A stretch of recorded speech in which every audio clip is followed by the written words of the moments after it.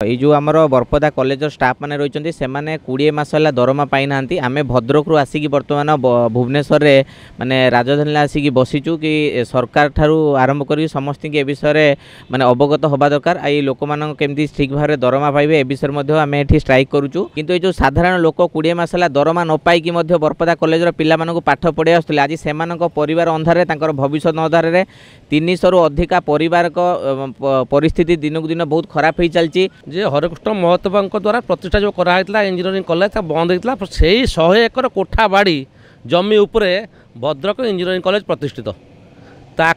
जो प्रफुल्ल सामल परिवार 100 कोटी टंका लुट कर 2015 मसीह से बोमा पकईले एवं प्रिंसिपाल को लगे कॉलेजर स्टाफ को माड़ मराउं तेणु भद्रकवासी सारा नुहे केवल सारा ओडिशार जो पुरातन अनुष्ठान या सरकारीकरण यथाशीघ्र करते पर्यंत ये विषय से निष्पत्ति न नहीं आमे ए धारणा रही।